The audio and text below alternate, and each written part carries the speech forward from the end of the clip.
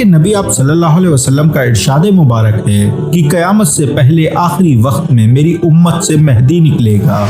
جن کو ہم حضرت امام مہدی علیہ السلام کے نام سے بھی جانتے ہیں۔ میں آپ کو بتا دوں، مہدی ان کا لقب ہوگا، ان کا نام نہیں۔ ان کے آنے کے بعد دنیا میں عدل و انصاف قائم ہو جائے گا، یہ دنیا امن سے بھر جائے گی، زمین بھی اپنی ساری چیزیں اگلے گی۔ وہ زمین کو عدل اور انصاف سے بھر دیں گے، تب زمین پر مویشی یعنی جانوروں کی تعداد زیادہ ہو جائے گی، اور اس وقت امت کا غلبہ ہوگا، اور ان کی مدت ان کے ظہور سے یعنی ظہور کے بعد 7 سے 8 سال رہے گی۔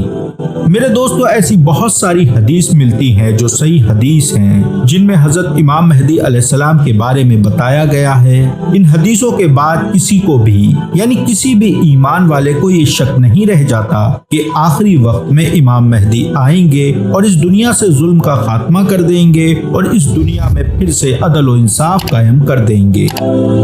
میرے عزیزو، لیکن آج دنیا میں ایک بہت ہی بڑا اور عجیب سا فتنہ سر اٹھاتا ہوا دکھائی دیتا ہے۔ اس فتنے کے تحت آج کوئی بھی بےہودہ شخص خود کو امام مہدی ہونے کا دعویٰ کرتا ہے،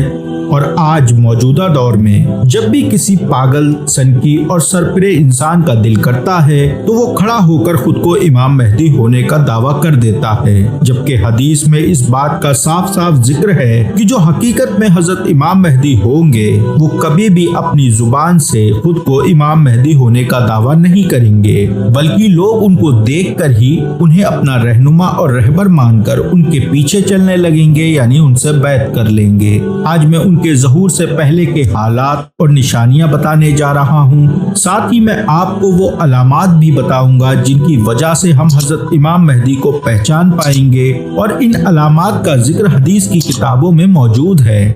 آپ اس بات کو یاد رکھنا کہ آپ صلی اللہ علیہ وسلم نے حضرت امام مہدی کے لیے جو نشانیاں بتائی ہیں، ان میں آپ صلی اللہ علیہ وسلم نے ارشاد فرمایا ہے کہ وہ مہدی حضرت فاطمہ الزہرا رضی اللہ تعالیٰ عنہ کی اولاد میں سے ہوں گے، جو مدینہ طیبہ کے اندر پیدا ہوں گے، اور ان کے والد کا نام عبداللہ ہوگا، آپ کا اپنا نام محمد ہوگا، جبکہ لقب مہدی ہوگا۔ 40 سال کی عمر میں ان کو مکہ مکرمہ، حرمین کعبہ میں شام کے 40 ابدالوں کی ایک جماعت پہچانے گی۔ آپ کئی لڑائیوں میں مسلمان فوج کی قیادت کریں گے، پھر شام جامع دمشق میں پہنچیں گے تو وہاں حضرت عیسیٰ علیہ السلام کا نزول ہوگا۔ حضرت عیسیٰ علیہ السلام نزول کے بعد اپنی پہلی نماز حضرت امام مہدی کے پیچھے ہی ادا کریں گے۔ حضرت امام مہدی علیہ السلام کی کل عمر 49 سال ہوگی، جس میں سے یاد رہے 40 سال کے بعد آپ کا ظہور ہوگا، یعنی 40 سال کی عمر میں آپ خلیفہ بنیں گے،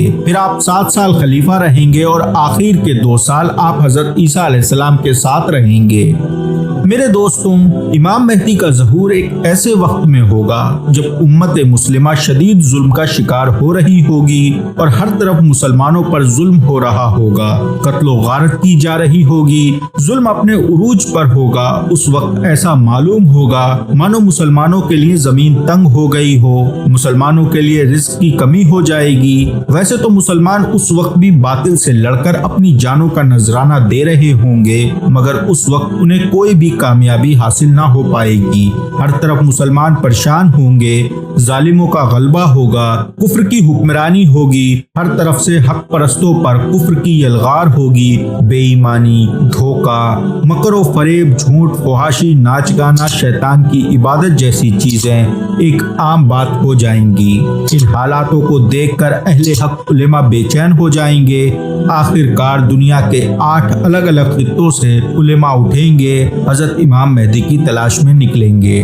یہ ایک حیرت انگیز قسم کی تلاش ہوگی، کیونکہ یہ ایک ایسے شخص کی تلاش ہوگی جس کے بارے میں کوئی علم بھی نہیں ہوگا کہ وہ ابھی پیدا ہوئے بھی ہیں یا نہیں، لیکن امت کے حال دیکھ کر یہ 8 اللہ کے نیک بندے ان کی تلاش میں نکلیں گے اور در بدر ڈھونڈتے پھریں گے، حتیٰ کہ یہ علماء خانہ کعبہ میں حضرت امام مہدی کو پہچان جائیں گے اور ان کے قریب آ کر پوچھیں گے کہ آپ محمد عبداللہ ہیں، لیکن حضرت مہدی بڑی ہی خوبصورتی سے انہیں ٹال دیں گے اور مدینہ چلے جائیں گے، لیکن یہ علماء بےتاب ہوں گے اور پھر یہ علماء بھی مدینہ پہنچ جائیں گے۔ ان کو دیکھتے ہی امام مہدی مکہ آ جائیں گے،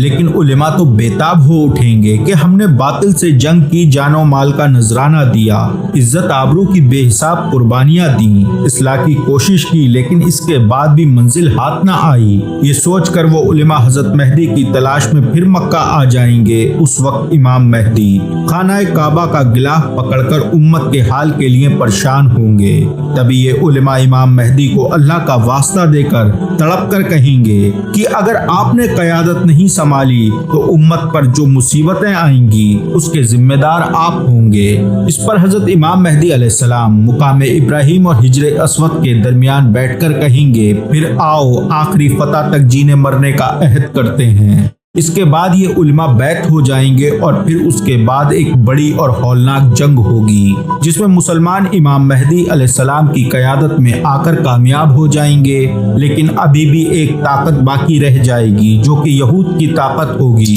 اور اس وقت یہ یہود بہت طاقتور ہو جائیں گے کیونکہ ان کا مسیح جو دجال ہے اس کا خروج ہو چکا ہوگا، جو دنیا بھر میں عظیم فتنے برپا کر رہا ہوگا، جو تباہی پھیلانے کی آخری بلندی پر ہوگا۔ جب دجال کا فتنہ اپنے عروج پر ہوگا تو اس وقت حضرت عیسیٰ علیہ السلام کا نزول ہوگا، اور خراسان کا وہ لشکر جو حضرت امام مہدی کی خلافت قائم کریں گے اور لگاتار حضرت امام مہدی کے لشکر کا حصہ بنے ہوں گے، وہ اب حضرت عیسیٰ علیہ السلام کی قیادت میں آ جائیں گے۔ اس کے بعد یہودیوں سے ایک فیصلہ کن جنگ ہوگی اور دجال کو حضرت عیسیٰ علیہ السلام کے ہاتھوں لد کے مقام پر قتل کیا جائے گا،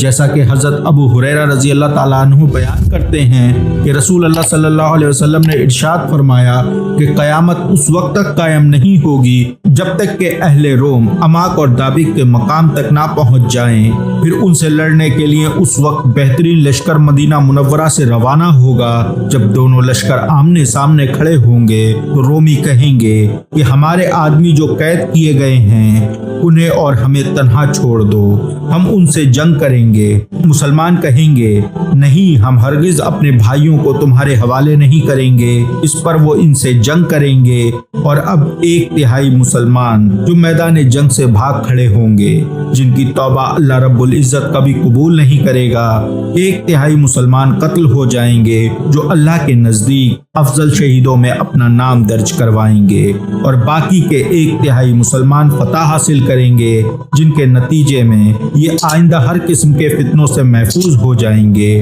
اور اس کے بعد جلد ہی یہ لوگ قسطنطنیہ فتح کر لیں گے اور اپنی تلواریں جیتون کے درخت پر لٹکا کر ابھی یہ لوگ مال غنیمت تقسیم کر رہے ہوں گے کہ تبھی شیطان ان کے بیچ میں چیخ کر یہ آواز لگائے گا کہ مسیح یعنی دجال تمہارے گھروں میں گھس گیا ہے۔ یہ سنتے ہی یہ لشکر فوراً وہاں سے روانہ ہو جائے گا، لیکن یہ خبر غلط ہوگی۔ پھر جب یہ لوگ شام پہنچیں گے تو دجال واقعی میں نکل آئے گا۔ وہاں ابھی مسلمان جنگ کی تیاری اور صفیں درست کرنے میں مشغول ہوں گے کہ تبھی نماز کی اقامت ہو جائے گی اور پھر عیسیٰ علیہ السلام نازل ہو جائیں گے۔ دجال حضرت عیسیٰ علیہ السلام کو دیکھ کر ایسے پگھل جائے گا جیسے نمک پانی میں گھلتا ہے۔ پھر عیسیٰ علیہ السلام اس کو مقام لد میں قتل کریں گے اور پھر وہ اپنے نیزے پر اس کا خون دکھائیں گے۔